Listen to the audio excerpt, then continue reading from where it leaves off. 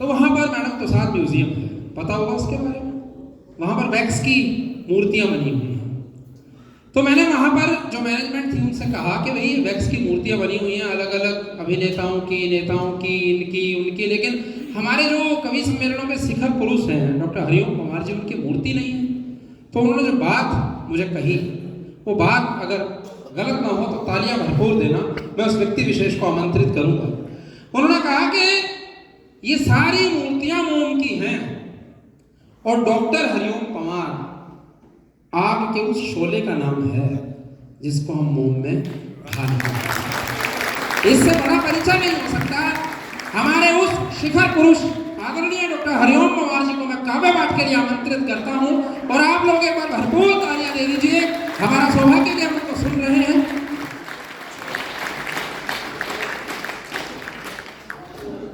एक आज्ञा मांगता हूं, मैं कमर दर्द से पीड़ित हूं, तो मुझे बैठ के पढ़ने की इजाजत आप दे दीजिए।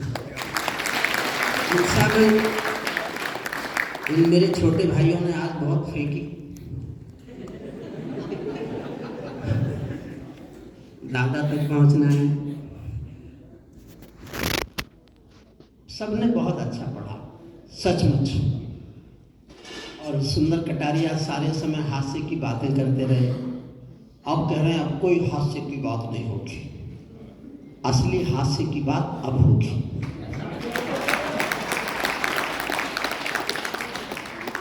पिछले दिनों मुझे एक पुस्तक मिल गई, महादेवी जी ने लिखी है। हंसी के लिए नहीं बोल रहा हूँ, हंसी आपको आ जाए तो मैं आपको रोकूंगा नहीं। महादेवी जी ने एक पुस्तक लिखी, सुंदर पुस्तक का नाम है मेरे संस्मरण महाकवि निराला के संग।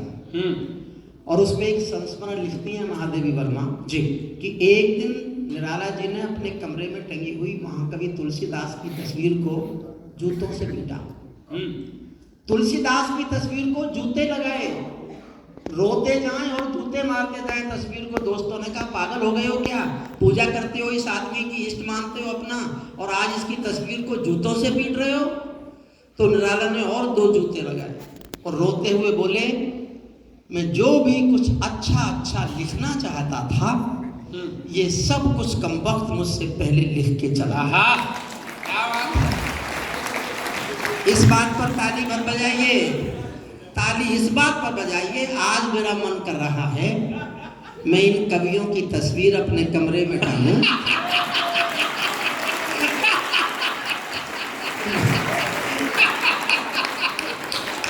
सब जिंदाबाद। देखिए हाँ, हंसाने के लिए कोई कविताओं की आवश्यकता है क्या, और वो भी हरियाणा में। हंसाने के लिए कविताओं की आवश्यकता नहीं है। मैं थोड़ा पढ़ा लिखा हूँ जो ये नहीं है।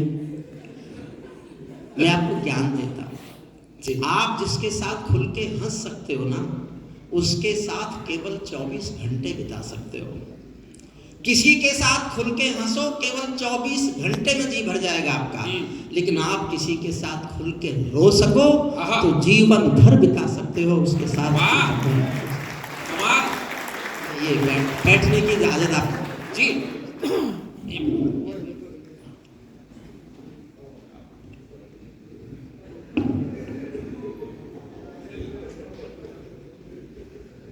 जो लोग जाना चाहते हैं, जो लोग जाना चाहते हैं, तो वो माइक अच्छा लग रहा था मुझे, वो माइक अच्छा था क्या? थोड़ा वॉल्यूम बढ़ा दीजिए। जो लोग जाना चाहते हैं जा सकते हैं, बीच में जाएंगे तो मुझे कष्ट होगा, हो सकता है जाने वाले को भी हो। हंसी के लिए तो देखिए कुछ भी सुनाते रहा जा सकता है, हंसी भी हो सकती है, लेकिन सबने सचमुच आज बहुत अच्छा पढ़ा। कटारिया जी का संचालन, हमारा हेमंत पांडे कानपुर से, उसने जो विधायकों के बारे में बताया वो कानपुर के ही हैं। कोई विधायक पूरे समय कब सम्मेलन बैठ के सुन ले, उसके सिस्टर शालीन होने का इससे और बड़ा बहुत बड़ी बात है, बहुत बड़ी बात है। और उस कवि सम्मेलन को सुन ले जिसमें हरिओम पंवार हो। मैं आपकी इस बड़प्पन को प्रणाम करता हूँ। मेहर साहब आपको भी। मैं एक नई कविता सुनाता हूँ आपको। देखिए, हमारा मुल्क आस्थाओं का मुल्क है, निष्ठाओं का मुल्क है जी। सबने बहुत अच्छा पढ़ा है। हमारे हेमंत जी ने, मधुर को मैंने बहुत दिनों बाद सुना, बहुत श्रेष्ठ प्यारा गीतकार है। हमारे कटारिया जी का हास्य और बिटिया रजनी अपनी का बहुत श्रेष्ठ काव्य पाठ। मेरा संकट ये है, मेरा नंबर जब तक आता है तब तक बहुत कुछ पानी गंगा में बह चुका होता है। ताली बजा बजा के आप थक जाते हो, हंस हंस के आप थक जाते हो, वीर रस सुन के आप थक गए, गीत सुन के आप थक गए। जानते हो सबसे आखिर के कवि का क्या कष्ट है? आपने कभी ठेले पर कोल्हू में गन्ने का रस निकलते देखा है? कल्पना करो, गन्ने को एक बार कोल्हू में डालता है वो, उठा के पीछे से फिर उसे दोबारा उसी गन्ने को कोल्हू में डाल देता है, और कई बार तो तिबारा उसी को गन्ने को कोल्हू में डाल देता है। जब वो गन्ना बिल्कुल खोकस खोई हो जाता है तब मुझसे कहता है कि इसमें रस निकाल के दिखा। वो कष्ट मेरा है, वो कष्ट मेरा। देखिए, मैं आस्था हुजूर आप पे बैठ जाए, अब किसी को खड़े होने की सुविधा नहीं, बैठ जाए बस। मैं कष्ट नहीं दूंगा ज़्यादा आपको, कष्ट बिल्कुल नहीं दूंगा। बालियान साहब ने जितने समय तक के लिए बताया उतने समय तक ही पढ़ूंगा। आस्थाओं का मुल्क है ये, निष्ठा परंपरा। एक 20 सेकंड की कहानी सुनाता हूं जी। 20 सेकंड की कहानी। एक बाप बेटी जा रहे थे किसी रास्ते पर, उनको तेज बाढ़ का पानी मिला, दोनों डर गए, घबराए, कैसे निकलेंगे, तेज बाढ़ का पानी बह रहा है। पिता ने हिम्मत करके कहा कि बेटी डरो मत, तुम मेरा हाथ पकड़ लो, हम बाढ़ के पानी से पार निकल जाएंगे। बेटी ने छुटते ही कहा, पापा मैं आपका हाथ नहीं पकड़ूंगी, आप मेरा हाथ पकड़ लो। पापा ने कहा, क्या फर्क पड़ता है, तुमने मेरा हाथ पकड़ा या मैंने तुम्हारा हाथ पकड़ा, समझ जाओ तो ही तालियां उठाना। पापा ने कहा, बेटी क्या फर्क पड़ता है, तुमने मेरा हाथ पकड़ा या मैंने तुम्हारा हाथ पकड़ा। बेटी ने कहा, पापा बहुत फर्क पड़ता है, किसी मजबूरी में, अपने स्वार्थ में मैं आपका हाथ छोड़ भी सकती हूँ, लेकिन एक बाप अपनी बेटी का हाथ किसी हाथ में नहीं छोड़ता।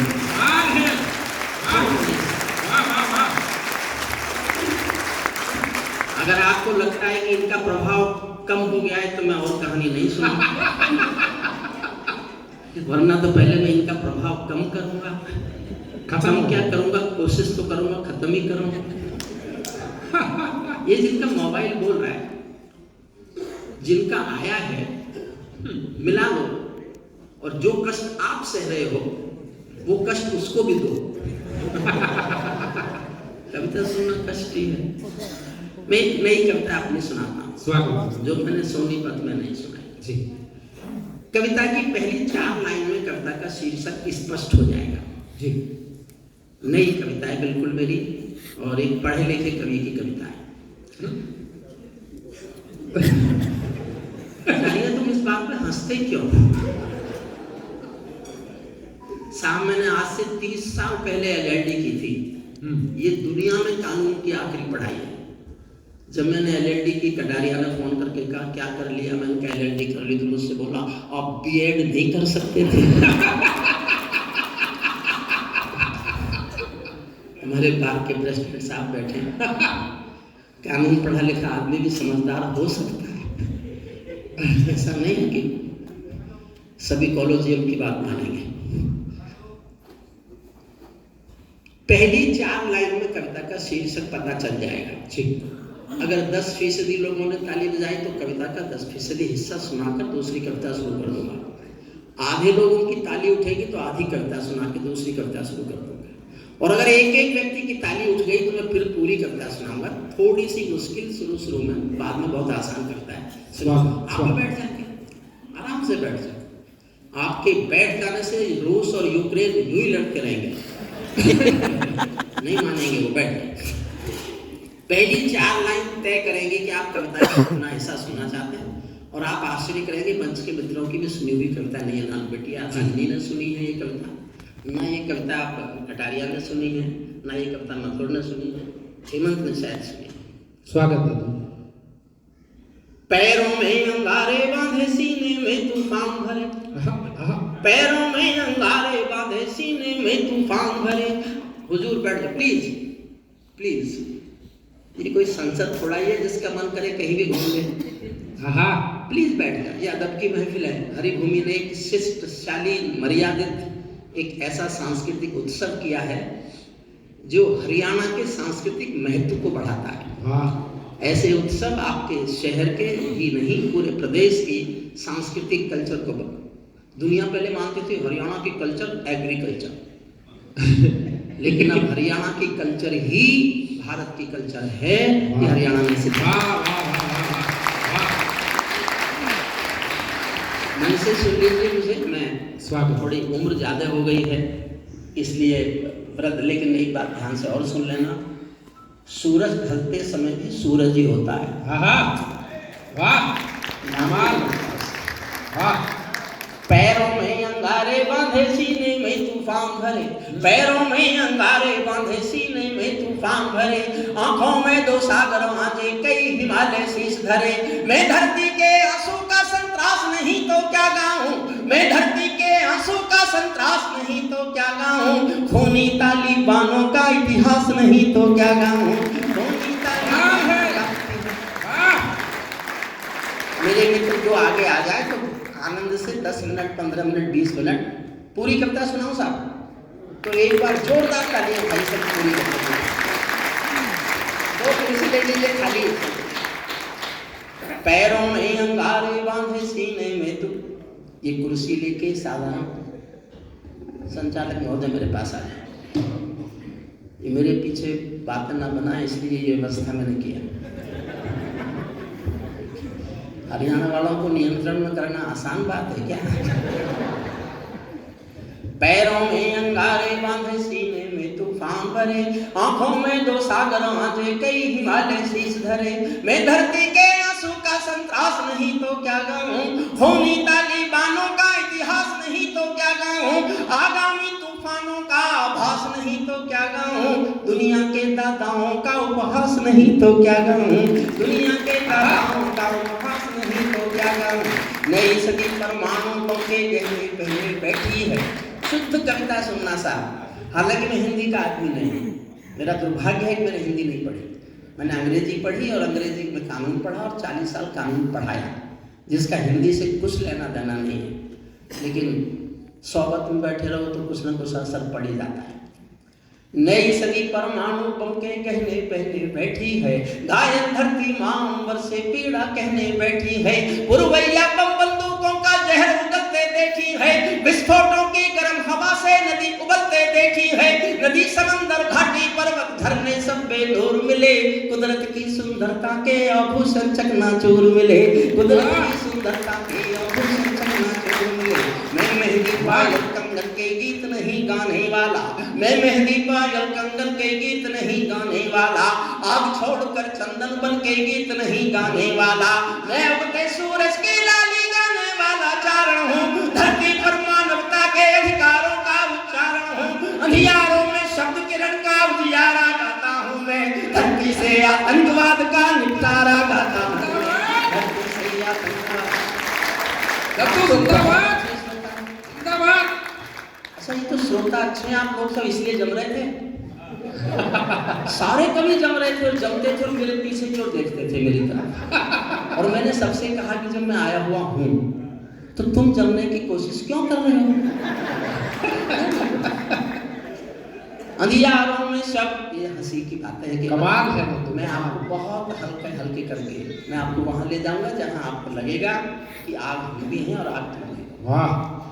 अंधियारों में शब्द किरण का उजियारा गाता हूँ मैं, धरती से आतंकवाद का निपटारा गाता हूँ मैं, मेरी कलम कामना गाती है जग की खुशहाली की, लेकिन दिल में आग भरी है दुनिया की बदहाली की।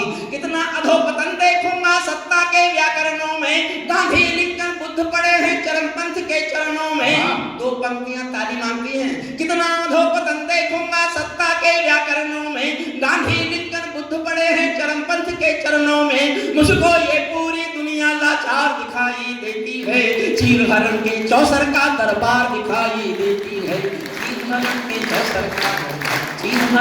चौसर का दरबार दिखाई देता है, गंधारी की धरती पर भूचाल दिखाई देता है, अफगानों का जनजीवन बदहाल दिखाई देता है, तोप तमंचों से घायल परिवेश दिखाई देता है, खूनी बाजों के पंजों में देश दिखाई देता है, यूएनओ में दुनिया का विश्वास देखा है, हथियारों के बल पर कोई देश लूटते देखा है, हथियारों के बल पर कोई देश लूटते।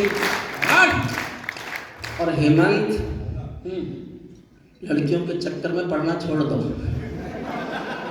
मुझसे सीखो। मैं कहाँ तक बोल सकता हूँ, मुझे आशीष देना बस। जी दीदी बैठी हैं सुदेश कारा जी। मैंने कहा मैं इस परिवार का, हरित भूमि परिवार का, कैप्टन अभिमन्यु जी के परिवार का लंबे समय से, जब से कब सम्मेलन शुरू हुए तब से एक सदस्य हूँ। और मैंने कभी कल्पना ही नहीं की कि मैं किसी कार्यक्रम में, अपने परिवार का कार्यक्रम होगा और मैं नहीं होगा। आदरणीय आप अभी आए जी सर, चाहिए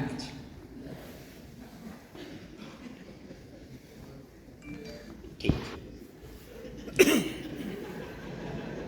मैं सूरज के साम्राज्य से आंख मिलाने वाला हूं।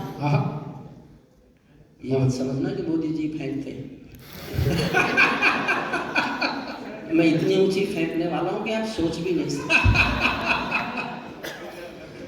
क्यों पवार साहब, अच्छा लग रहा होगा?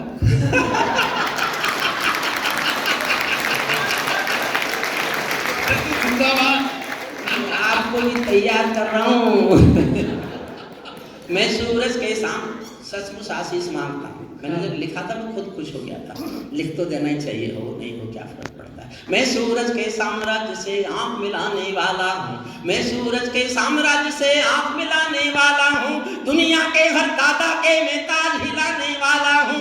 आसमान की लाली मेरे शब्दों की चिंगारी है, मेरी पूरी दुनिया से टकराने की तैयारी है। मैं शब्दों की क्रांति ज्वाल हूँ, वर्तमान को गाऊंगा। जिस दिन मेरी आग बुझेगी मैं उस दिन मर जाऊंगा। जिस दिन मेरी आग, क्या कहने, क्या बात है, क्या बात है। दुनिया वालों, अब करता हूं मैं, दुनिया से विद्रोह है मेरी कविता, पूरी दुनिया से। मैं जीवन भर विद्रोह किया है मैंने, जीवन भर, और मैं अब पूरी दुनिया से विद्रोह कर रहा हूं। दुनिया वालों आने वाला समय तुम्हें दुत्कारेगा, दुनिया वालों आने वाला समय तुम्हें दुत्कारेगा। महाशक्तियों की चुप्पी पर थूकेगा, धिक्कारेगा। दुनिया के दादा आतंकों से लड़ने में चूक गए, तालिबानी एटम की सत्ता के मुंह पर थूक गए। तालिबानी एटम की सत्ता, तालिबानियों पर 8 लाइन सुना, थोड़ा भी इतिहास जानता है।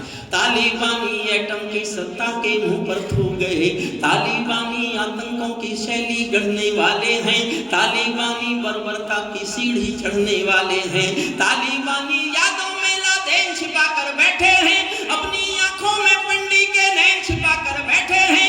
ये भारत के जानहरण की दर्द भरी दुर्घटना है, काबुल के दूतावासों में विस्फोटों की घटना है। इनके कारण हम जेलों से कातिल छोड़े बैठे हैं। ये गौतम बुद्धा की प्रतिमा बम से तोड़े बैठे हैं, ये गौतम बुद्धा की प्रतिमा बम से, ये गौतम बुद्धा की प्रतिमा बम से, ये गौतम बुद्धा की प्रतिमा बम से तोड़े बैठे हैं।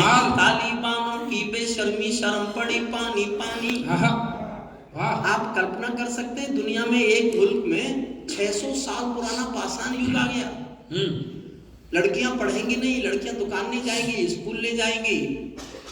हद है। हमारा देश नारी अस्मिता के लिए जीता है और मरता है, और 600 साल 700 साल पुराना पाषाण युग एक देश में आ जाए और पूरी दुनिया देखती रहे, मैं उस पर शब्द उठा रहा हूँ। तालिबानों की बेशर्मी शर्म पड़ी पानी पानी, दहशतगर्दों की कौड़ों से पिटती है दादी नानी, दहशतगर्दों के कौड़ों। और इससे ज्यादा बुरा क्या होगा, इससे ज्यादा बुरा क्या होगा। तालिबानों की बेशर्मी शर्म पड़ी पानी पानी, दहशतगर्दों के कौड़ों से पिटती है दादी नानी। इनको कोई फर्क नहीं है उनके जीने मरने की, औरत केवल काया भर है बच्चे पैदा करने की, औरत केवल काया भर है बच्चे पैदा करने की। इनके दामन साफ समंदर साफ नहीं कर सकते हैं, अल्लाह भी इनके पापों को माफ नहीं कर सकते हैं। काबुल के हर चौराहे पर चीख सुनाई देती है, हर अफगानी सीने पर बंदूक दिखाई देती है। मैंने भूपर मानवता के प्राण अटकते देखे हैं, जवियानों के पहियों से भी लोग लटकते देखे हैं, जवियानों के पहियों से भी लोग, जवियानों के पहियों से भी लोग लटकते देखे हैं। जहां बंदरों के हाथों में बंदूक बंदूकें आ जाती हैं, रोटी के बंटवारे में फिर बिल्ली खाई जाती हैं, लाशों की सीढ़ी पर चढ़कर जो शासन पा जाता है, लाशों के सिंहासन कारण राजभवन आ जाता है, उनको केवल चंद समय का भोग मिलेगा ताजों का। ये मेरी भविष्यवाणी है। आज के 1 साल के बाद अफगानिस्तान में तालिबानियों का राज नहीं होगा, लेकिन जिनका होगा वो इनसे भी बुरे। मैं वजह बता रहा हूँ, ये इतिहास का सच है जो मैं गा रहा हूँ, सुनना।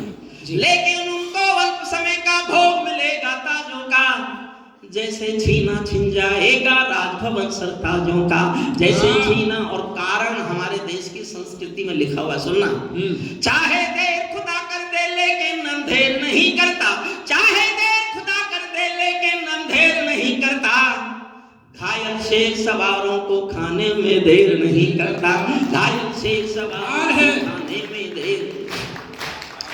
और इससे भी आगे जाता हूं विद्रोह में जी। तालिबानी जिनके अब्बा आका तुम थे अमेरिका, किसने पैदा किया इनको? तालिबानी जिनके अब्बा, समर्थन करना, जोश भी दिलाते रहना। तालिबानी जिनके अब्बा आका तुम थे अमेरिका, इनको रूस से लड़वाने के खाका तुम थे अमेरिका, इनकी ट्रेनिंग इनका पोषण भूल गए क्या अमेरिका, अपनी खुदगर्जी में शोषण भूल गए क्या अमेरिका, तुमको अपने पापों के ही अंक मिले हैं अमेरिका, अपने पाले सांपों के ही डंक मिले हैं अमेरिका, अपने पाले सांपों के ही डंक मिले, तुमने अपने पाले सांपों के ही अंक मिले हैं अमेरिका, तुमने जिनका अंत लिखा था उन्हें जिलाकर चले गए। 20 साल पहले आए थे तालिबानियों को समाप्त करेंगे, बिल्कुल। लिथियम जितना उठा सकते थे, अफीम गांजा जितना उठा सकते थे उठाया और उनसे समझौता कर लिया, समझौता किया, रिटेल समझौता किया दोहा के अंदर बैठकर, और दुनिया को बहकाया कि हम ऐसे ही जा रहे हैं, इंटरफेरेंस नहीं करना चाहते।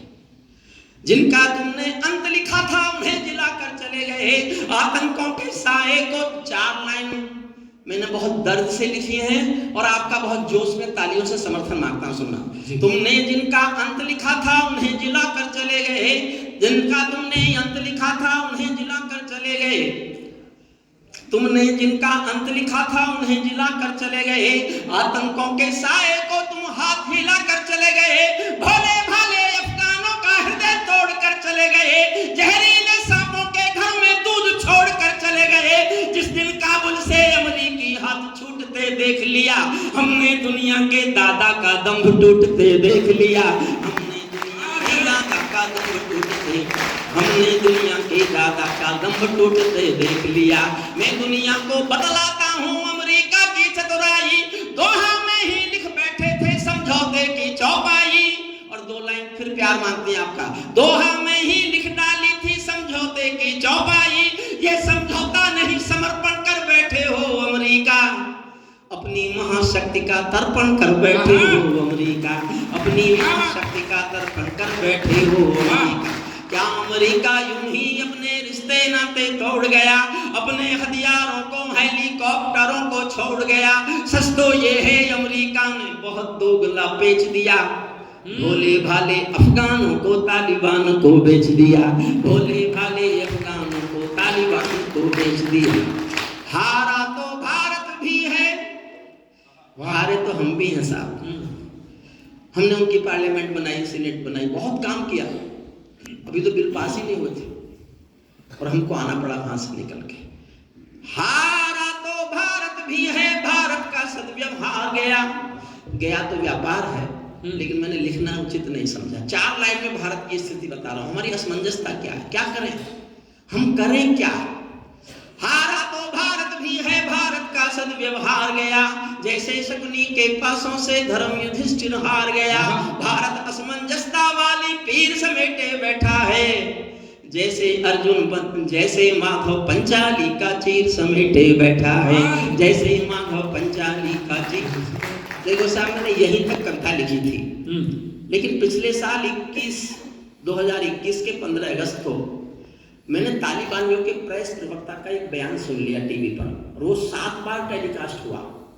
मैं अपनी तरफ से नहीं बता रहा, उनका बयान जो खुद मैंने सुना, उनके प्रेस प्रवक्ता ने बयान दिया कि we have got our motherland, Kabul and total Afghanistan, our next target is the freedom fighting war of the Jammu and Kashmir. Due to brotherhood, we will support the freedom fighters of Jammu and Kashmir. हम अगला लक्ष्य हमारा जम्मू कश्मीर की आज़ादी है और अपने भाईचारे के नाते हम कश्मीर को आज़ाद कराने के लिए अगला लक्ष्य हमारा वो होगा।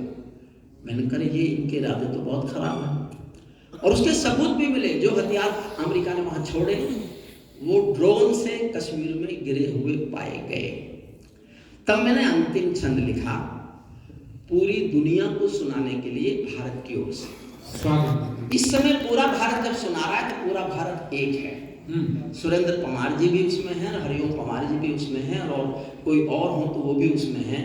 भारत की ओर से मैं दुनिया के लिए अंतिम जी स्वागत।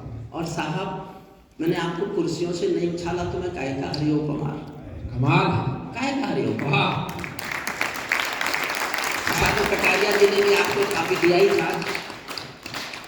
जैसे कटारिया जी जब ये कहते हैं ना मैं सुंदर नहीं हूँ तो इनके भीतर ये अहंकार बोलता है कि मैं सुंदर हूँ। चलो कोई अंतिम छंद मन से सुन लीजिए फिर आगे। ताली बानो अपने अपने कहूँगा एक बार भी ताली बजाइए। मैं चुनौती देता हूँ आप खुद को ताली बजाने से रोक के दिखा सको तो रोक के दिखाइए। खुल होके मन बिल्कुल उन्मुक्त होके सुनो। हुजूर वापस आदरणीय आपसे ही कह रहा हूं आप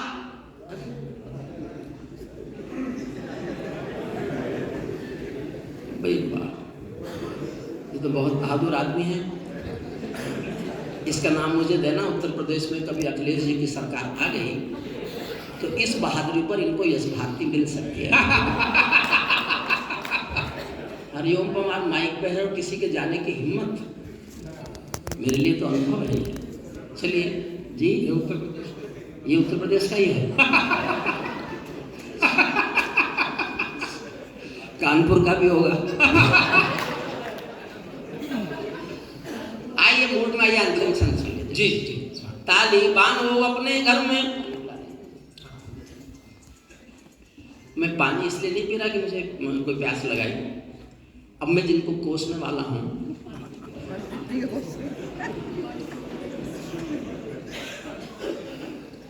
उनको पानी पी के कोसने की परंपरा है।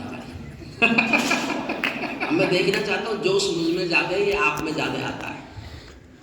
ताली बानो अपने घर में नाचो कूदो खेल करो। ताली बानो अपने घर में नाचो कूदो खेल करो। जिससे चाहो जंग करो तुम जिससे चाहो मेल करो।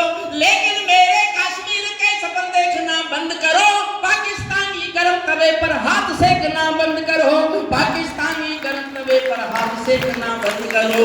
तालिबानी अब्बा चाचा जो भारत में आएंगे ओसामा की तरह कफन के फिर दफनाए जाएंगे।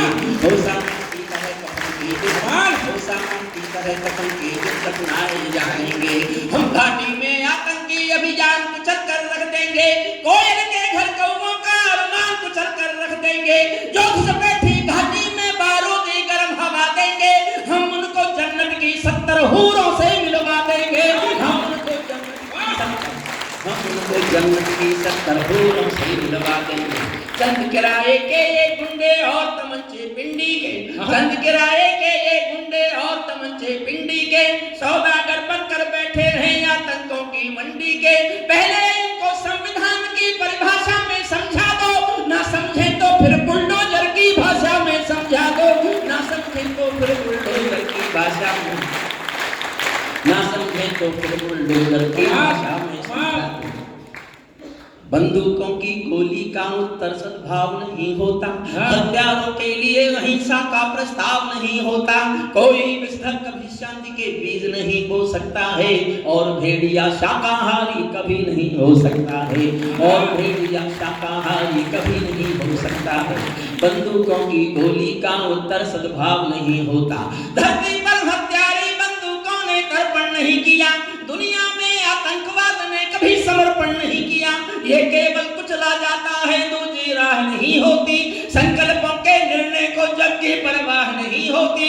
जिस दिन भारत आतंकों पर पूर्ण विजय पा जाएगा उस दिन पाकिस्तान हमारे चरणों में आ जाएगा। उस दिन पाकिस्तान हमारे चरणों में।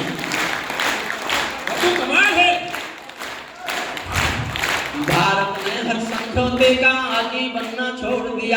हाँ और अगली पंक्ति मैंने जिस दिन लिखी, सोची, मैं 4 दिन मौन रहा, भूखा भी रहा कि मैं इस पंक्ति को आगे गाऊं कि नहीं गाऊं, पढ़ूं कि नहीं पढ़ूं, पढ़ूं कि नहीं पढ़ूं। और मैं फिर सोनीपत की जनता के सामने आपके विधायक जी की उपस्थिति में ये कहता हूं, अगर मुझे आपका समर्थन नहीं मिला तो मैं कल से पढ़ना बंद कर दूंगा। लेकिन मैंने इसलिए लिखी ये लाइन कि मैं नहीं लिखूंगा तो शायद कोई कवि तो नहीं लिखेगा। वाह, ठीक लगे तो इतनी तालियां चाहता हूं कि मुझे लगे मैंने कोई लिख के गलती नहीं की। सोच समझ के समर्थन करना। भारत ने अब समझौते का आदी बनना छोड़ दिया, भारत ने हर समझौते का आदी बनना छोड़ दिया। कुछ बातों में हमने बापू गांधी बनना छोड़ दिया, कुछ बातों में हमने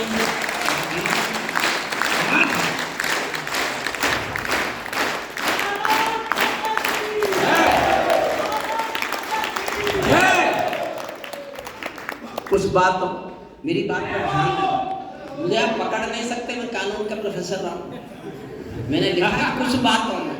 हाँ, मैं गांधी का विरोध नहीं करता, मैंने गांधी की पूजा की है, गांधी के समर्थन में 25 कविता लिखी, लेकिन मैंने कहा है कुछ बातों में हमने बापू गांधी बनना छोड़ दिया।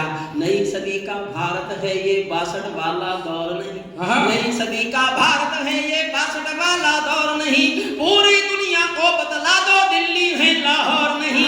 हमने अपने संविधान से 370 मिटा दिया, नेहरू जी ने डाला था जो साफ गले से हटा दिया। उरी का उत्तर घर में घुसकर चोट से देना सीख लिया, पुलवामा का उत्तर बालाकोट से देना सीख लिया। जिंदाबाद जिंदाबाद।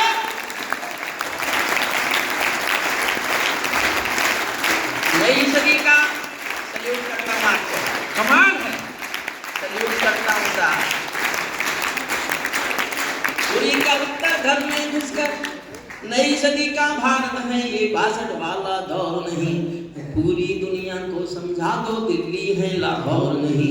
हमने अपने संविधान से 370 मिटा दिया, नेहरू जी ने डाला था जो सांप गले से हटा दिया। उरी का उत्तर घर में घुसकर चोट से देना सीख लिया, पुलवामा का उत्तर बालाकोट से देना सीख लिया, पुलवामा का उत्तर बालाकोट से देना सीख लिया। रावलपिंडी के दिल में जब खोट दिखाई देता है, उनको सपनों में भी बालाकोट दिखाई देता है, उनको सपनों में भी बालाकोट दिखाई देता है। आदरणीय कुमार जी, अगली पंक्ति पे आप मत ताली बजाना, लेकिन ये देश सोचता है।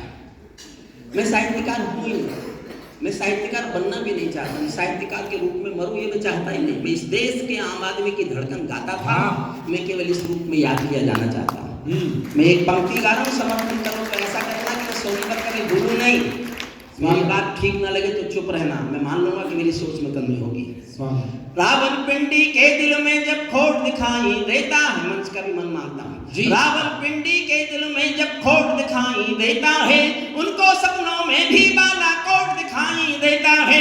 हमने डर को कूटनीति से दूर हटा कर रखा है, हमने डर को कूटनीति से दूर हटा कर रखा है। दिल्ली के सिंहासन पर एक शेर बिठा कर रखा है, दिल्ली के सिंहासन पर।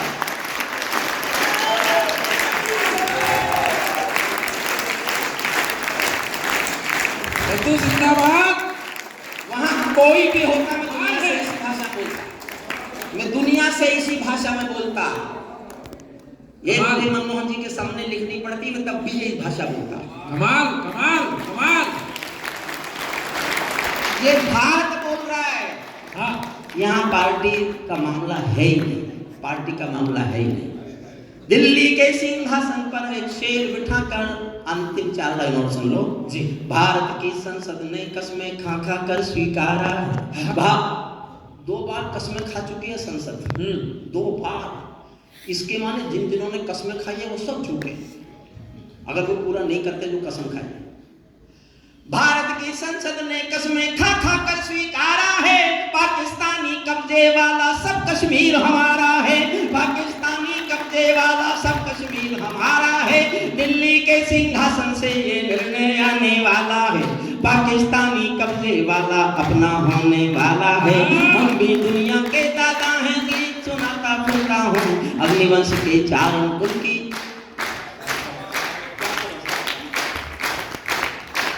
देंगे क्या?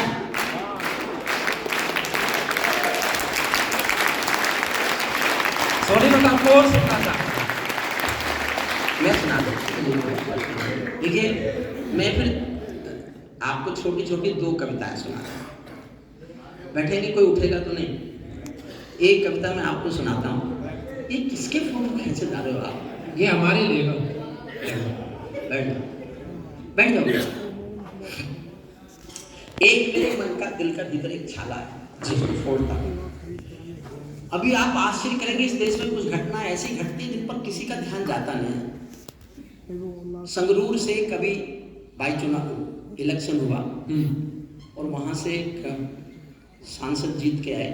वो पार्टी तो मुझे नाम याद नहीं है, उनकी अलग ही पार्टी, अकेले ही उसके एमपी हैं वो। सिमरनजीत सिंह मान शायद उनका नाम है। उन्होंने पार्लियामेंट के सामने खड़े होकर कहा कि भगत सिंह आतंकवादी था। अंदर शपथ लेते हैं भारत के संविधान की, और भगत सिंह को चलिए छोड़ दीजिए उनकी बात को जी। ये मेरे दिल का छाला इसलिए है सुरेंद्र कुमार जी, ये आपसे नहीं है, बहुत दिन से है। आपको ऐसा लगेगा कि आज की कविता है, आज की नहीं है, बहुत पुरानी कविता है। जब मायावती जी पहली बार उत्तर प्रदेश की मुख्यमंत्री बनी तो वो अपने समर्थन से नहीं बनी थी, भारतीय जनता पार्टी के समर्थन से बनी थी। और सरकार बनने के कुछ दिन बाद ही उन्होंने चंद्रशेखर आजाद के नाम के एक महाविद्यालय के पत्थर को उखाड़ा। जब किसी पत्रकार ने हिम्मत करके कहा कि आप क्या कर रही हैं, ये महाविद्यालय चंद्रशेखर आजाद के नाम पर है, तो गुस्से में बोली, कौन चंद्रशेखर आजाद, वो आतंकवादी। भानु प्रताप शुक्ल ने जनसत्ता में पूरे पेज का लेख लिखा, एक एक शब्द का वर्णन किया, मैंने पढ़ा। उन दिनों श्रद्धेय अटल बिहारी वाजपेयी जी और अडवाणी जी मुझे बहुत स्नेह करते थे, बहुत प्यार करते थे, मुझे सुनते थे। मैं दोनों के पास शिकायत लेके गया कि आपके समर्थन की पार्टी से बनी मुख्यमंत्री सरकार चंद्रशेखर आजाद को आतंकवादी बता रही है, तो अडवाणी जी तो बोले ही नहीं। अटल जी से मैंने ज्यादा जिद की तो बाद में बोले गुस्से से हो गए, तो तू चाहता है हम सरकार गिरा दें? तो मैं उनके आगे तो कुछ नहीं बोला, डर लगता था, लेकिन मैं बाहर निकलते निकलते ये कह के चला आया कि मत गिराओ, खुद गिरो। और मैं दोनों से कह के आया कि मैं आपके काम से बहुत खिन्न हूं और मैं जनता के बीच एक कविता लेके जा रहा हूं, क्योंकि मैं आपकी पार्टी का सदस्य तो हूं नहीं, मैं तो कवि हूं। मैं एक कविता लेके तभी जनता के बीच आ गया, तभी मैं उस कविता को अब इसलिए सुना रहा हूं कि फिर वो स्वर उठने लगे कि हमने देश के शहीदों का अपमान करना शुरू कर दिया। मैं ये कहता हूं, मत करो सम्मान, उनका अपमान तो मत करो, अपमान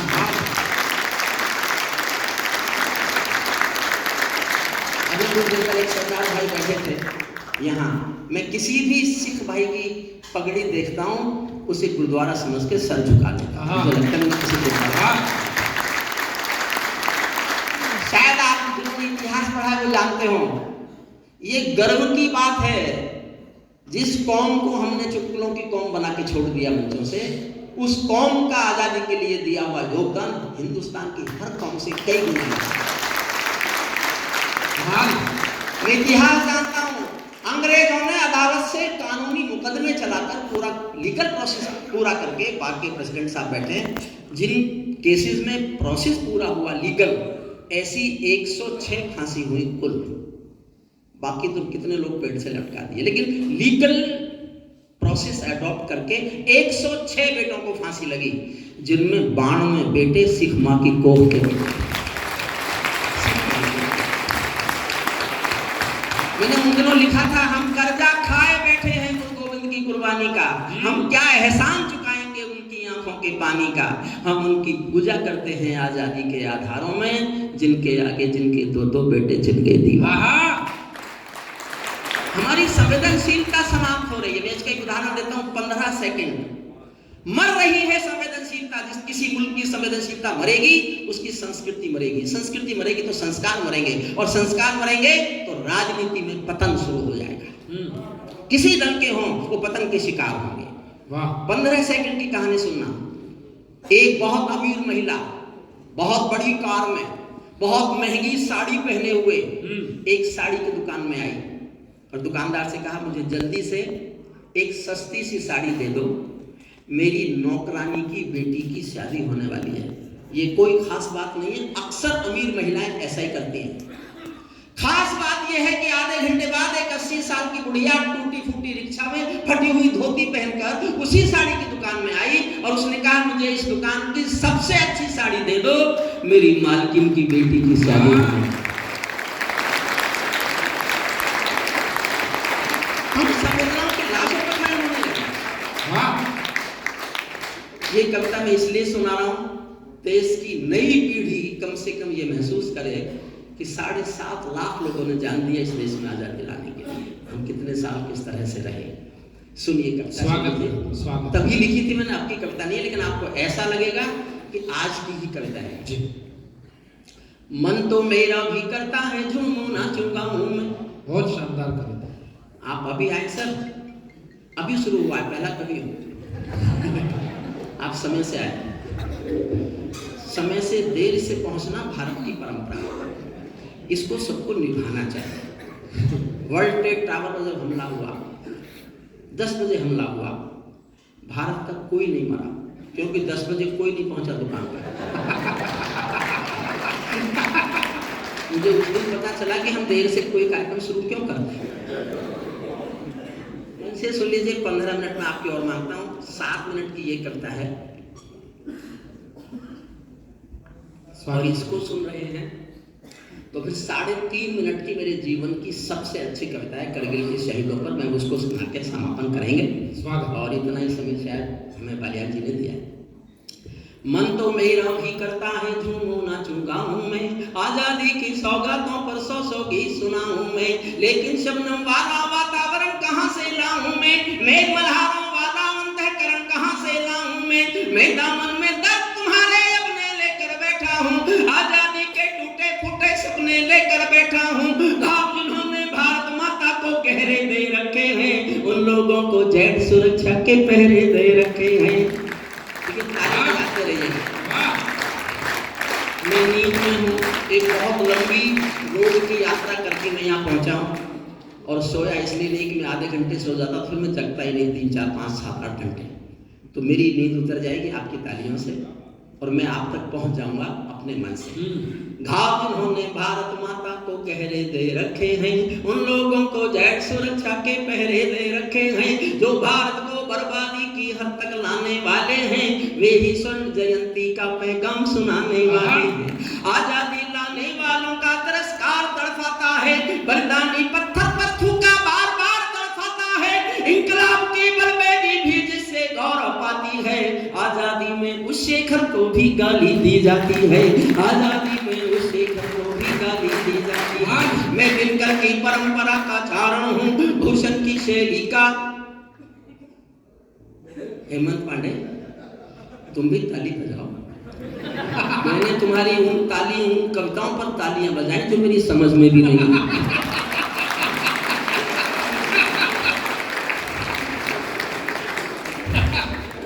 पंद्रह प्रेम का थी इसकी। हाँ, इसके चेहरे को देख के याद करो, ये संभव है क्या? ऐसे क्या? मैं दिनकर की परंपरा का चारण हूँ, भूषण की शैली का अल्प उदाहरण हूँ, इसीलिए मैं दरबारों के गीत नहीं गा सकता हूँ, मैं पीड़ा की चीखों में संगीत नहीं ला सकता हूँ, मैं पीड़ा की चीखों, मेरा दर्द सुनना चाहता, इससे बढ़कर और शर्म की बात नहीं हो सकती थी, इससे बढ़कर और शर्म की बात नहीं हो सकती थी, आजादी के परवानों पर घात नहीं हो सकती थी, कोई बलिदानी शेखर को आतंकी कह जाता है, पत्थर पर से नाम हटाकर कुर्सी पर रह जाता है, पत्थर पर से नाम हटाकर कुर्सी पर रह जाता है, गाली की कोई सीमा है कोई मर्यादा है, गाली की भी कोई सीमा है कोई मर्यादा है, ये घटना तो देशद्रोह की परिभाषा से ज्यादा है, मेरी आंखों में पानी है सीने में चिंगारी है, राजनीति ने कुर्बानी के दिल पर ठोकर मारी है, सारे वतन पुरोधा चुप थे कोई कहीं नहीं बोला, लेकिन कोई ये ना समझे कोई खून नहीं खोला, सुनकर बलिदानी बेटों का धीरज डोल गया होगा, मंगल पांडे फिर से उन्नत की भाषा भूल गया होगा, मंगल पांडे फिर से उन्नत की भाषा। तो जिंदाबाद। ये सौंदर्य है कविता का। बस वाह, कि शहीदों की आत्मा ने सुना होगा, शहीदों की आत्मा कहीं स्वर्ग में सुन रही होंगी कि आज एक मुख्यमंत्री की कुर्सी पर बैठकर कोई चंद्रशेखर आजाद को आतंकवादी कह रहा है, तो उन सब पर क्या गुजरी होगी, बस ये सुनना जी। सुनकर सिंध महासागर की लहरें तड़प गई होंगी, सुनकर महान हिंद महासागर की लहरें तड़प गई होंगी, शायद फिर से बात बहुत दिनों बाद पढ़ रहा हूँ, मन हुआ मैं याद आएगी, ऐसा नहीं याद है, नींद के कारण भूल रहा हूँ, बस नींद के कारण भूल रहा हूँ।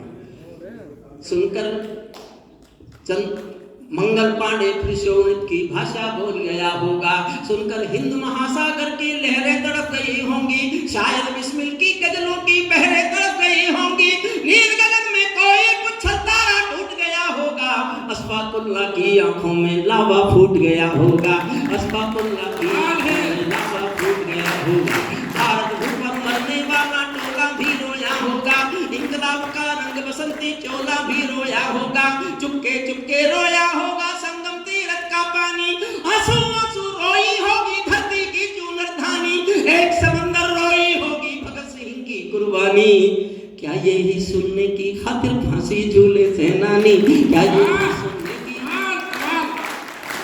वाह, मैं बहुत गुस्से में था, बहुत गुस्से में जी। और पढ़ा लिखा गुस्सा करेगा तो मन मांगता हूँ आपका, उस गुस्से पर मोहर मांगता हूँ सोनीपत के लोगों की, शिष्टशाली लोगों की। देखिए, सांस्कृतिक राजदूत बन जाना किसी भी मुल्क की विरासत को बहुत संपन्न बनाने का प्रयास है, और उसको आप कर रहे हैं, इसलिए मैं आपके सामने, सबके सामने सर झुकाता हूँ। मैं ये मानता हूँ, रेखांकित करता हूँ कि जो पीढ़ी अपनी सांस्कृतिक विरासत को बल देती है, उसकी पोषती है, उसको पालती है, वो सचमुच आने वाली पीढ़ियों के लिए बड़ा काम कर रहे हैं, उनके लिए बड़ा काम कर रहे हैं। चुपके चुपके रोया होगा, मेरा गुस्सा देखना कितना आया और क्यों आया, और आपको लगे कि इस गुस्से पर मोहर लग जानी चाहिए भयानक तालियों से, तो आपसे मोहर मांगता हूँ। चुपके चुपके रोया होगा संगम तीरथ का पानी, आंसू आंसू रोई होगी धरती की चूनर धानी, एक समंदर रोई होगी भगत सिंह की कुर्बानी, क्या ये ही सुनने की खातिर फांसी झूले सेनानी, जहाँ मरे आजाद पार्क के पत्ते खड़ गए होंगे, जहाँ मरे आजाद कहीं स्वर्ग में शेखर जी के बाजू फड़ गए होंगे, शायद पल दो पल को उनकी निदिया भाग गई होगी, फिर पिस्तौल उठा लेने की इच्छा जाग गई होगी, फिर पिस्तौल उठा लेने की इच्छा। शेखर महायज्ञ का नायक गौरव भारत। 1 मिनट बोलता हूँ, आप मैंने जब शेखर पर लिखने के लिए कुछ किताबें पढ़ी, बहुत लाइब्रेरी खोजी, एक वाक्य मुझे ऐसा पढ़ने को मिला जो दुनिया में किसी भी क्रांतिकारी के बारे में पढ़ने को नहीं मिलता, और वो सच ये है कि वो खजाने लूटते थे सरकारी जी आंदोलन के लिए, पैसे इकट्ठा करने के लिए। वो इकलौते बेटे थे।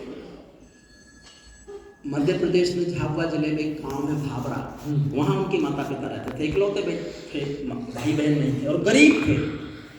एक दिन गांव के कुछ लोग उनके पास आए और कहा कि तुम्हारी संदूक में पैसा होता है, तुमको मालूम है अब आपके पास खाने के लिए रोटी नहीं है, भूखे मरने की नौबत है, तो यार कम से कम इतना पैसा तो घर भेज दे संदूक में से कि तेरे माता पिता रोटी तो खा लें, तो रोटी तो खाएं।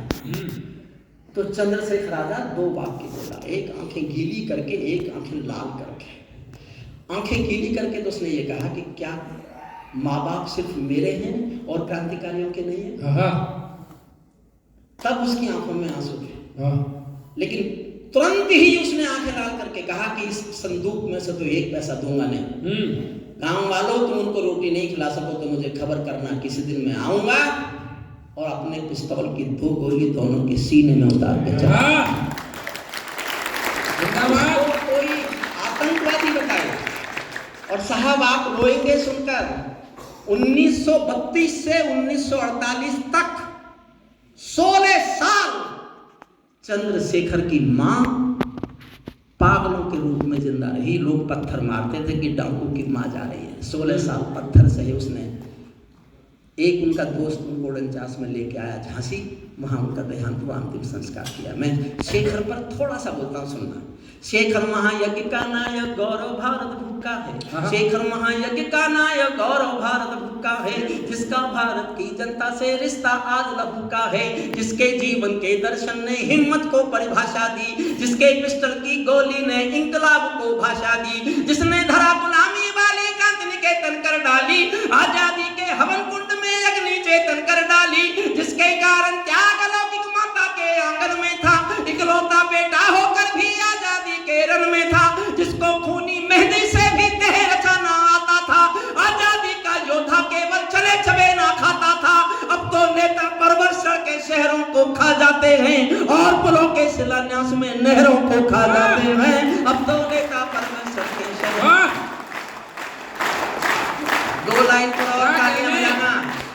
आजादी के कारण जो गोरों से बहुत लड़ी है जी, शेखर की पिस्तौल किसी तीरथ से बहुत बड़ी है जी, शेखर की पिस्तौल।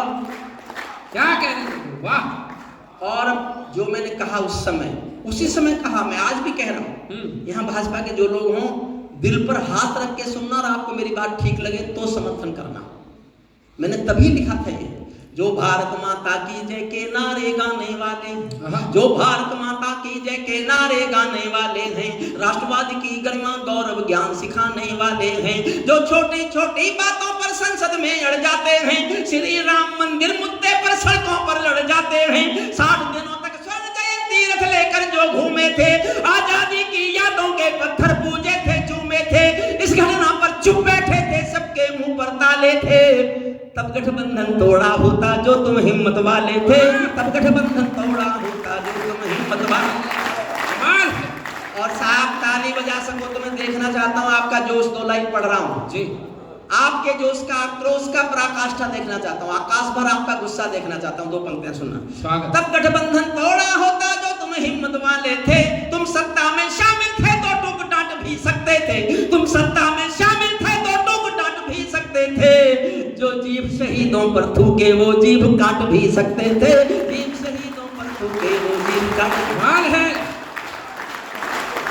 अंतिम छंद सुनना।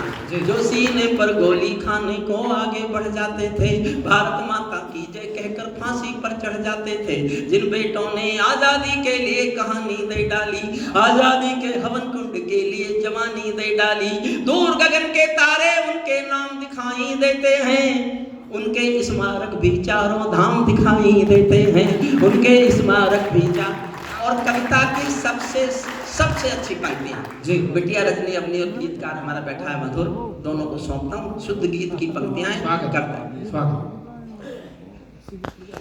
दूर गगन के तारे उनके नाम दिखाई देते हैं, उनके स्मारक भी चारों धाम दिखाई देते हैं, वे देवों की लोकसभा के अंग बने बैठे होंगे। आपका क्या है, कल के अखबारों में मिलने वाले हो ना, मैं उनका बता रहा हूँ जगह कहाँ है। ये बहुत अच्छी पंक्तियां, मन से आशीष देना। वे देवों की लोकसभा के अंग बने बैठे होंगे, वे सतरंगे इंद्रधनुष के रंग बने बैठे होंगे, उन बेटों की याद भुलाने की नादानी करते हो, इंद्रधनुष के रंग चुराने की नादानी करते हो, इंद्रधनुष के रंग चुराने की नादानी करते हो, जिनके कारण ये भारत आजाद दिखाई देता है, अमर तिरंगा उन बेटों की याद दिखाई देता है, उनका नाम जुबां पर लो तो पलकों को झपका लेना, उनकी यादों के पत्थर पर 2 आंसू टपका देना, उनकी यादों के पत्थर पर 2 आंसू टपका देना, जो धरती में मस्तक बोकर चले गए, दाग गुलामी वाला धोकर चले गए, मैं उनकी पूजा की खातिर जीवन भर गा सकता हूँ, मैं सूरज का बेटा तम के गीत नहीं गा सकता हूँ, मैं पीड़ा की चीखों में संगीत नहीं। मैं 4 मिनट आपसे और मांगता हूँ, केवल 4 मिनट, और अपने जीवन की सबसे अच्छी कविता सुना के जा, क्योंकि मुझे अब ये नहीं पता कि कब किस दिन में कब सम्मेलन को ये कह दूंगा ये मेरा अंतिम कब सम्मेलन है। ये उम्र के एक दौर में, जैसे राजनीति में तो कोई ज़्यादा रिटायर होता नहीं है लेकिन कवियों में कम से कम मैं हूँगा तो फिर मेरे बाद में होंगे, हमारे यहाँ तो कुछ परंपरा ठीक शुरू हो। मैं एक बहुत अच्छी मेरे मन की कविता है, केवल 4 मिनट की,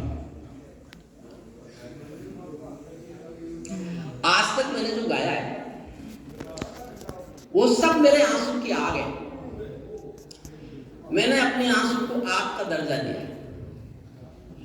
मैं इस एक कविता को जो गा रहा हूं, ये मेरी आग के आंसू हैं। वाह, आग के आंसू हैं ये। और मैं इसलिए इस कविता को सुना रहा हूं। स्वागत। मुझे कोई ये ना माने, मैं सनातन धर्म में पैदा हुआ हूं तो मैं मानता हूं राम हमारे रक्षक हैं, कृष्ण हमारे रक्षक हैं। मैं सनातन धर्म में पैदा हो गया हूं इसलिए मानता हूं, लेकिन मैंने वो देखे नहीं। ना मैंने भगवान राम देखे, ना मैंने भगवान कृष्ण देखे। और अगर कोई कहता है कि मैंने देखे तो वो कुछ और हो ना हो, झूठा जरूर है। मैंने नहीं देखे साहब, लेकिन मैं मानता हूं सनातनी होने के नाते को हमारे रक्षक देवता हैं। मैंने जो अपने रक्षक देवता देखे हैं, ये वो फौजी हैं जो वर्दी पहनकर सीमा पर खड़े हुए हैं। धन्यवाद। मैं मेरठ जहां पढ़ाता था, वहां एक कैप्टन मनोज तलवार का पार्थिव शरीर आया था। मैं अंतिम शव यात्रा में गया था, बहुत भीड़ थी, मैं जा नहीं पाया। तो मैंने भीड़ में बहुत पीछे खड़े होके भीगी पलकों से एक छोटी सी कविता लिखी है। मेरे पास कविता के नाम पर सिर्फ एक कविता है। स्वागत। मैं आपको सुनाता हूँ मंच पे अपने छोटे भाइयों स्वागत। स्वागत। हंसी में इनसे इसलिए कह लेता हूँ, मेरा आदर बहुत करते हैं, बुरा नहीं मानते, वरना छोटे भाइयों को नाराज नहीं करना चाहिए।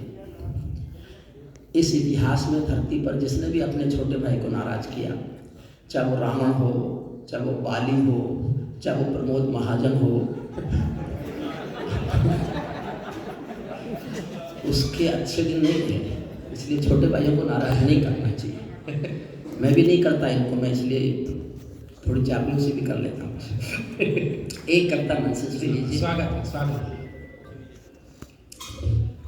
मैं केशव का 5 जन्म भी गहन मौन में खोया हूँ।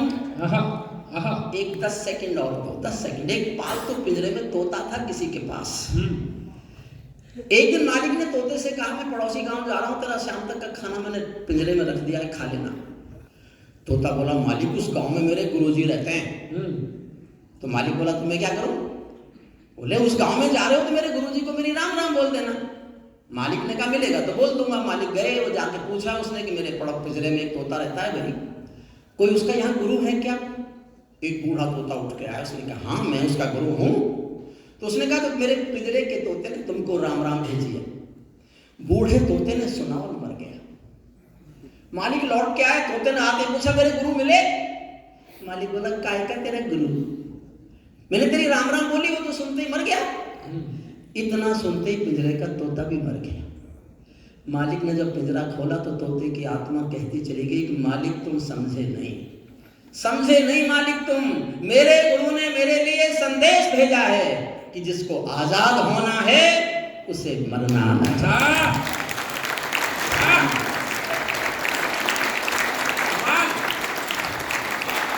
और ये मरना, देखिए आप एक बहुत मोटा सा उदाहरण है, बहुत मोटा।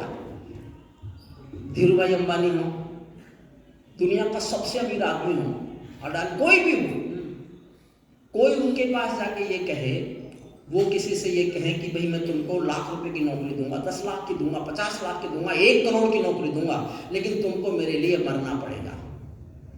गरीब से गरीब आदमी 1 करोड़ की नौकरी स्वीकार करेगा इस शर्त पर? भारत का फौजी स्वीकार करता है। भारत का फौजी स्वीकार। और माफ करना, मैं राजनीति पर मंचों पर बोलता नहीं हूं, लेकिन एक वाक्य बोल के जा रहा हूं सुरेश जी आपके सामने। अगर फौजियों की पेंशन बंद हुई तो एमएलए और सांसद की पेंशन देश में देने नहीं दी जाएगी, मिलने नहीं दी जाएगी। बता समझिए,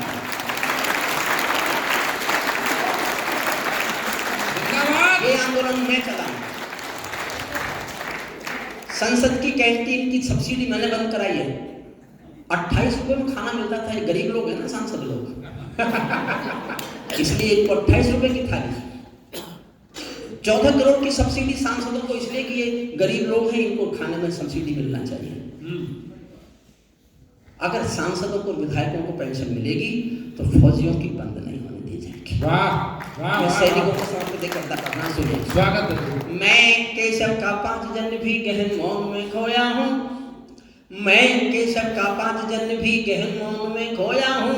उन बेटों की याद कहानी, ताली बजाना मत बजाना, ये मेरी आग का आंसू है, बस इसको महसूस कर लेना। जी। मैं केशव का 5 जन्म भी गहन मोह में खोया हूँ, उन बेटों की याद कहानी लिखते लिखते रोया हूँ, उस मौसम की याद कहानी लिखते लिखते रोया हूँ, जिस माथे की कुमकुम बिंदी, जिस माथे की कुमकुम बिंदिया वापस लौट नहीं पाई, चुटकी थैंक्स थैंक्स थैंक्स, जिस माथे की कुमकुम बिंदिया वापस लौट नहीं पाई, झुमके पायल बिलिया ले गई चाल, कुर्बानी की और उम्र कुर्बानी की यमराई, कुछ बहनों की राखी जल गई है बर्फीली घाटी में, वेदी के गठबंधन मिल गए हैं करगिल की माटी में, पर्वत पर कितने सिंदूरी सपने दफन हुए होंगे, 20 बसंतों के मधुमासी जीवन हवन हुए होंगे, टूटी चूड़ी धुला महावर रूठा कंगन हाथों का, कोई मोल नहीं दे सकता बसंती जज्बातों का, कोई मोल नहीं दे सकता। जिन्होंने भी याद दिलाई है मैं उनको सैल्यूट करता हूँ। कमाल है। कौन आप? अरे देखिए, अगर हरिओम पवार की कविताएं अगर युवाओं को याद रहे ऐसा हो उनकी बिटिया मेरी कविता याद भारत की रख पहचान सकती है तो भारत का भविष्य तो बहुत उज्जवल है। और ये बेटियों की संस्कृति बची रहे, बेटियां बची रहे तो पुरुषों को तो सब ठीक कर ही लेगा। टूटी चूड़ी धुला महावर रूठा कंगन हाथों का, कोई मोल नहीं दे सकता बसंती जज्बातों का, जो पहले पहले चुंबन के बाद लाम पर चला गया, एक पल का एहसास मेरे साथ जीना, जो पहले पहले चुंबन के बाद लाम पर चला गया, नई दुल्हन की सेज छोड़कर युद्ध काम पर चला गया, उनको भी मीठी नींदों की करवट याद रही होगी, खुशबू में डूबी यादों की सलवट याद रही होगी, खुशबू में डूबी यादों की सलवट याद। और साहब मैं बहुत ईमानदारी से अपने घर में, हरिभूमि मेरा घर है, मैं आज भी अपने को एक लाइन का कवि मानता हूँ। मैंने केवल एक पंक्ति अच्छी लिखी है आज तक, एक पंक्ति। मुझे आशीर्वाद देना तालियों से, अगर मैंने ऐसी एक पंक्ति और लिख ली ना तो मैं घोषणा कर दूंगा चिल्ला चिल्ला करके मैं कवि हो गया हूँ। अभी नहीं हूँ, एक लाइन का हूँ, एक लाइन मैंने अच्छी लिखी है, वो मैं सोनीपत के चरणों में रख के जाता हूँ सुनना। उनको भी मीठी नींदों की करवट याद रही होगी, खुशबू में डूबी यादों की सलवट याद रही होगी, उन आँखों की दो बूंदों से सातों सागर हारे हैं, उन आँखों की दो बूंदों से सातों सागर हारे हैं, जब मेहंदी वाले हाथों ने मंगल सूत्र उतारे हैं, जब मेहंदी वाले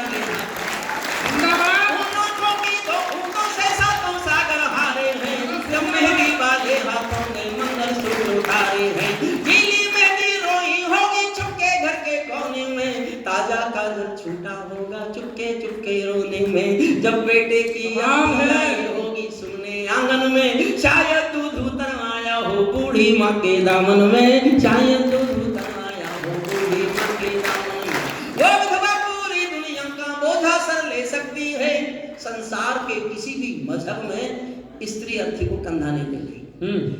राजस्थान में एक गांव, भरतपुर के पास एक गांव है अजान, ये कल्पना नहीं है, सत्य घटना है। वहां का एक बेटा शहीद हुआ करगिल के युद्ध में, वीरेंद्र सिंह नाम है उनका। मैं उनकी पत्नी के सम्मान में गया हुआ हरदा में।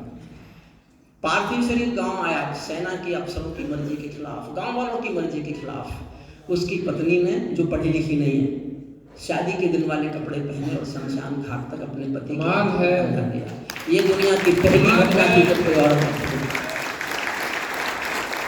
कोई घटना दुनिया में पहली बार घटे तो एक बड़ा महाकाव्य खुद में कोई क्या उस पर कविता लिखेगा। मैंने एक लाइन लिखी है सुन जी, जब बेटे की अर्थी आई होगी सोने आंगन में, शायद दूध उतर आया हो बूढ़ी माँ के दामन में, वो विधवा पूरी दुनिया का बोझा सर ले सकती है, वो विधवा पूरी दुनिया का बोझा सर ले सकती है, जो अपने पति की अर्थी को भी कंधा दे सकती है, जो अपने पति की अर्थी को भी कंधा दे सकती है।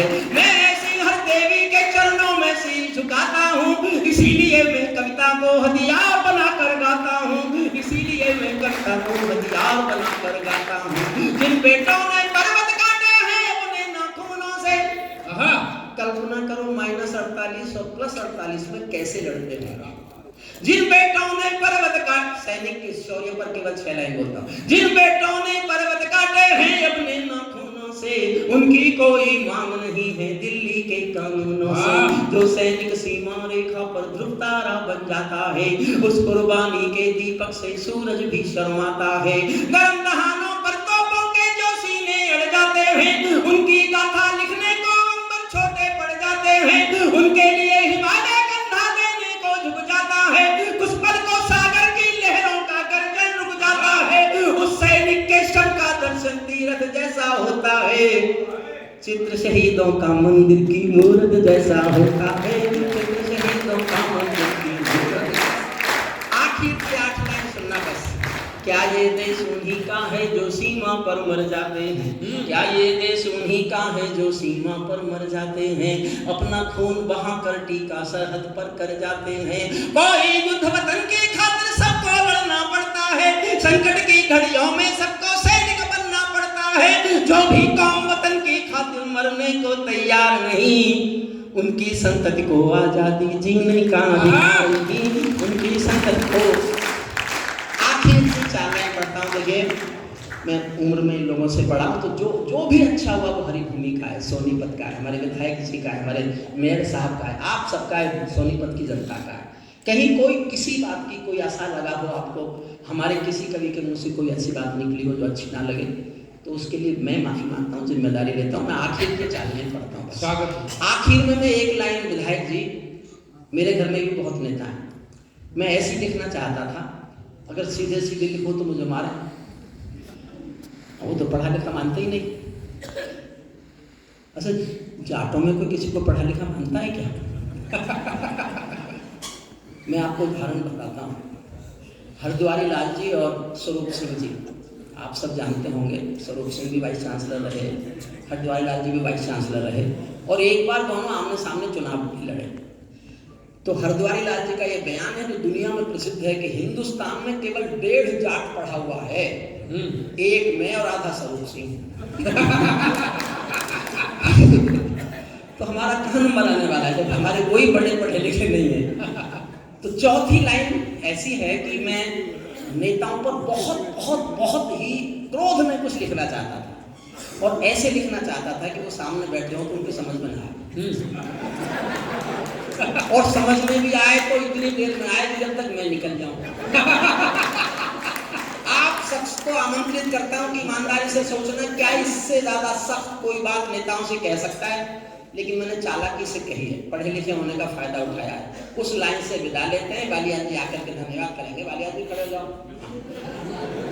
स्वागत। बिटिया 1 मिनट बस, वापस एक अंतिम 4 लाइन। जी स्वागत। सैनिक अपने प्राण, अगर मन में आपको पता चल जाए कि सचमुच बहुत चालाकी से मैं बहुत बहुत गहरी चोट कर गया हूं, तो मुझे विदा देना, जोरदार ताली के साथ। स्वागत। सैनिक अपने प्राण गंवा कर देश बड़ा कर जाते हैं, सैनिक अपने प्राण गंवा कर देश बड़ा कर जाते हैं, बलिदानों की बुनियादों पर राष्ट्र खड़ा कर जाते हैं। जिनको माँ के बलिदानी बेटों से प्यार नहीं होगा, उन्हें तिरंगे को लहराने का अधिकार नहीं होगा। उन्हें बहुत बहुत धन्यवाद। भारत माता की, भारत माता की।